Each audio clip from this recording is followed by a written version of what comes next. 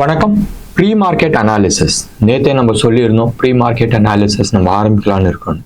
இன்னைக்கு தான் first. So starting trouble இருக்கும். நிறைய சார்ட்ஸ்லாம் நான் போடல, மோர் ஆஃப் ஆடியோவாக இருக்கும். பட் டெஃபினட்டாக நாளிலேருந்து நிறைய சார்ட்ஸ், நிறைய விஷயங்கள் அனலைஸ் பண்ணலாம். நீங்கள் இதை நம்பி மார்க்கெட்டில் சில விஷயங்கள் பண்ணலாம். மறுபடியும் நான் சொல்கிறேன், நான் சிபி ரிஜிஸ்டர்ட் அட்வைசர் கிடையாது. இங்கே பை செல் சிக்னல் எதுவுமே நான் கொடுக்கல, இல்லை டிப்ஸ் நான் கொடுக்கல. It's purely for education and information purpose question தான். சரி, மார்க்கெட் நேற்று ஆல்மோஸ்ட் -146 பாயிண்ட்ஸில் ஃபியூச்சர்ஸ் முடிஞ்சிச்சு. நிஃப்டி ஃபியூச்சர்ஸ் முடிஞ்சிச்சு. பட் மார்க்கெட் ப்ரீமியமில் இருந்துச்சு. க்ளோஸ் டு அபவுட் 80 பாயிண்ட்ஸ் ப்ரீமியமில் இருந்துச்சு. பட் கவனிக்க வேண்டிய விஷயம் என்னதுன்னு சொன்னால், எல்லாத்தையுமே தள்ளி தள்ளி எழுதியிருக்காங்க. நிஃப்டி நேற்று க்ளோஸ் ஆன லெவல் 21,696, ரைட்? 700 வச்சுங்க. 21,700 லெவலில் ரைட் பண்ணப்பட்டுச்சு. பட் ஹையஸ்ட் கால் எங்கே இருக்குது? 22,000 இருக்குது. ஆல்மோஸ்ட் ஒரு 300 பாயிண்ட்டை தள்ளி எழுதியிருக்கிறாங்க. தில்லு கிடையாது. மார்க்கெட்டில் வோலட்டாலிட்டி ஜாஸ்தியாக இருக்குது. ஏடிஆர் நீங்கள் எடுத்து பார்த்தீங்கன்னா ஆவரேஜ் ட்ரூ ரேஞ்ச் பெருசாக இன்க்ரீஸ் ஆகிருக்கு. அப்படி இருக்கும் போதும் வோலட்டாலிட்டி இன்க்ரீஸ் ஆகும் போதும் பயந்து தான் தள்ளி எழுதுவாங்க. அண்ட் 22,000ல் ஹையஸ்ட் கால் 1.89 கால்ஸ் ரைட் பண்ணியிருக்கிறாங்க. வேறஸ் இதுக்கு அடுத்தபடியாக 29,900 அதுவும் தள்ளி தான் எழுதியிருக்கிறாங்க. வேறஸ் புட்டை பொறுத்த வரைக்கும் ரொம்ப தள்ளி கீழே 20,800 லெவலில் தான் ஹையஸ்ட் புட் ரைட் பண்ணியிருக்காங்க. அப்போனா வோலட்டாலிட்டியை நம்பி அந்த பயத்தில் தள்ளி தள்ளி எழுதியிருக்கிறாங்க. நிறைய பேர் லாஸ்ட் ஃபியூ டேஸாகவே நீங்கள் பார்த்துருப்பீங்க, மூவ் ஆச்சுன்னா பெரிய மூவ் ஆகிட்டு இருக்கு. ஸோ அதில் ட்ராப் ஆக வேணாம்னு சொல்லிட்டு தள்ளி எழுதியிருக்கிறாங்க. ஸோ தட் மீன்ஸ் இன்னமும் மார்க்கெட்டில் வோலட்டாலிட்டி இருக்குன்றதை நம்ம எதிர்பார்க்கலாம். ஒரு 15 நாளைக்கு முன்னாடியே நான் சொல்லியிருந்தேன், மார்க்கெட் அடுத்த ஒரு 15-20 நாள் மார்க்கெட்டில் ஹை வோலட்டாலிட்டி இருக்குன்றது. அதுதான் போயிட்டுருக்கு. ஒன்று. ரெண்டாவது, ஹையர் சைடில் நீங்கள் எடுத்து பார்த்தீங்கன்னா மோர் கால் ரைட் பண்ணியிருக்காங்க தென் புட்டை பொறுத்த வரைக்கும். பேங்க் நிஃப்டி அதோட தள்ளி, ரைட்? நேற்று க்ளோஸ் ஆன லெவல் 45,000 வச்சுக்கலாம், 45,080 அந்த லெவலில் தான் க்ளோஸ் ஆச்சு. நேற்று இன்ட்ராடே ஸ்விங் மட்டுமே அரௌண்ட் 1,200 பாயிண்ட்ஸ், ரைட்? -812 பாயிண்ட்ஸ். அப்போ பயம் இருக்குமா இருக்காதா? கால் 47,000 லெவலில் ஹையஸ்ட் எழுதியிருக்கிறாங்க. புட்டை பொறுத்த வரைக்கும் 43,000 லெவலில் எழுதியிருக்கிறாங்க. நீங்கள் ஸ்ப்ரெட் எடுத்து பாருங்களேன், ஆல்மோஸ்ட் 4,000 பாயிண்ட் ஸ்ப்ரெட். இது மாதிரிலாம் ரொம்ப ரொம்ப ரொம்ப ரேராக இருக்கும். அண்ட் இந்த சீசனில் உங்களுக்கு தெரியுது. அப்போ ரொம்ப கிளியர் கட்டாக டேட்டாவே காட்டுது, மார்க்கெட்டில் வோலட்டாலிட்டி ஜாஸ்தி இருக்கிறதுக்கான வாய்ப்புகள் இருக்குது. நிச்சயமாக நேற்று ஆட்டம் போட்ட மாதிரி மாட்டம் கண்டினியூ ஆகிறதுக்கும் பாசிபிலிட்டிஸ் நிறையா இருக்குது. ஏற்கனவே நம்ம சொல்லியிருந்தோம், பேங்க் நிஃப்டி பயங்கர வீக்காக இருக்குது. In particular HDFC bank and Kotak bank. எஸ்பிஐயை பொறுத்த வரைக்கும் நேற்று ஆல்மோஸ்ட் நீங்கள் எடுத்து பார்த்தீங்கன்னா டேட்டா பிரகாரம் பெருசாக கீழே விழுந்துருக்கு, ரைட்? டேட்டாவில் சார்ட்டில் இது பிரகாரமே நீங்கள் எடுத்து பார்த்தீங்கன்னா பெருசாக கீழே விழுந்துருக்கு. பட் டேட்டா பிரகாரம் நீங்கள் எடுத்து பார்த்தீங்கன்னா it is not short buildup. யாருமே ஷார்ட் பண்ணல, ப்ராஃபிட் புக் பண்ணியிருக்கிறாங்க. லாங் போனவங்க எக்ஸிட் பண்ணியிருக்கிறாங்க. ஸோ ஷார்ட் பில்டப்ன்றதுல போய் நீங்கள் ஷார்ட் பண்ணி மாட்டிக்காதீங்க.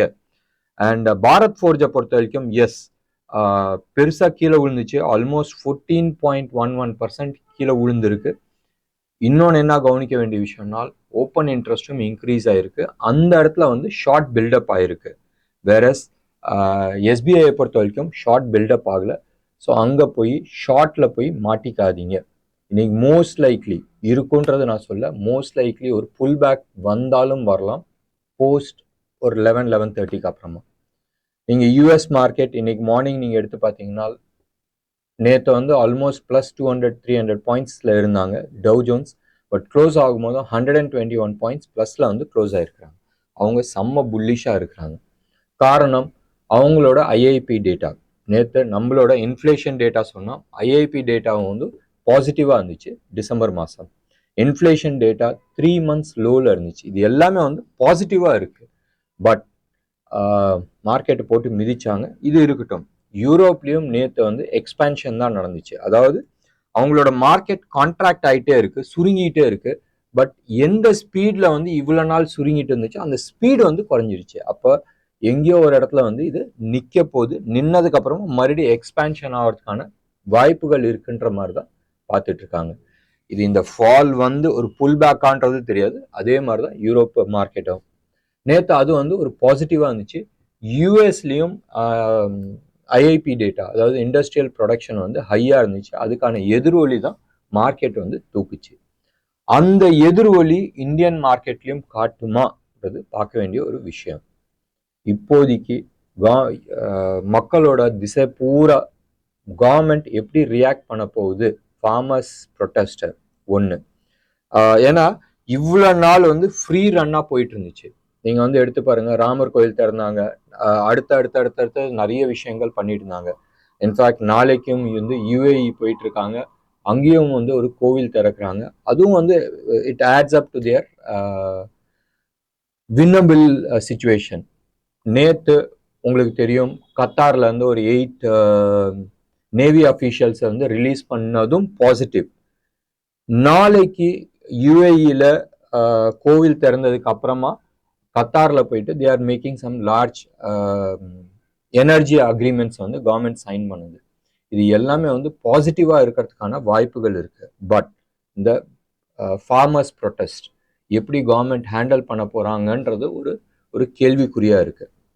இது எல்லாமே ஒரு சைடு இருக்கும். லாஸ்ட் 2 months வந்து public sector enterprise, public sector banks was a darling of the market. நேற்று அதெல்லாம் போட்டு மிதின்னு மிதிச்சிட்டு இருந்தாங்க. பட் நான் கவனிக்க வேண்டிய ஒரு விஷயம் என்னன்னா, பெருசா கீழே விழுந்திருந்தாலும் வால்யூம் இல்லாத கீழே விழுந்திருக்கு. So more of profit taking தான் நடந்துட்டு இருக்க வழிய ஷார்ட் பில்டப் ஆகல. ஒன்று, நிறைய பேர் வந்து ஸ்டில் ஹோல்டிங்ல தான் இருக்கிறாங்க, ப்ராஃபிட் புக் பண்ணல. இன்ஃபேக்ட் நாங்களும் வந்து ஒரு 60-70% நாங்கள் ப்ராஃபிட் புக் பண்ணியிருந்தாலும் ஒரு 15-20% நாங்கள் வந்து இன்னமும் ஹோல்ட் பண்ணிட்டு தான் இருக்கிறோம். நீங்கள் இன்னைக்கு வந்து ஸ்டாக் ஸ்பெசிஃபிக்காக நான் எதுவுமே ஜாஸ்தி பேசல. பட் 3 ஸ்டாக் நீங்கள் வந்து மனசில் வச்சிங்க. Britannia, Maruti and UltraTech. இந்த 3மே வந்து என்னமோ நடந்துட்டு இருக்கு, ரைட்? லோ வால்யூம்ல இருக்கு, ஒரு ஆக்டிவிட்டியே இல்லாத லாஸ்ட் 2-3 டேஸாக ஓடிட்டு இருக்கு. ப்ராபப்ளி இன்னைக்கு, நாளைக்கு இல்லை நாளான்னைக்கு, இந்த 3 நாள்ல என்னைக்காச்சும் ஒரு நாள் இந்த ஸ்டாக்ல வந்து ஒரு பெரிய மூவ்மெண்ட்ஸ் வரதுக்கான வாய்ப்புகள் இருக்கு. சார்ட்டை நான் காட்டல இன்னைக்கு, ப்ராபப்ளி நாளையில இருந்து நான் வந்து உங்களுக்கு சார்ட்டோட நிறைய விஷயம் எக்ஸ்பிளைன் பண்றேன். மறுபடியும் நான் சொல்றேன், பிரிட்டானியா, மாருதி, அல்ட்ராடெக் இந்த 3 ஸ்டாக்ல வந்து அடுத்த 2-3 நாள்ல, இன்னையில இருந்து அடுத்த 2-3 நாள்ல வந்து ஒரு பெரிய மூவ் நம்ம எதிர்பார்க்கலாம். இந்த நிகழ்ச்சி இதோட நான் நிப்பாட்டிக்கலாம். டெஃபினட்டா நாளையிலேருந்து நிறைய இன்ஃபர்மேஷன், நிறைய டேட்டாவோட நான் ப்ரெசென்ட் பண்ணுறதுக்கு ஏற்பாடு பண்ணுறேன். நன்றி, வணக்கம்.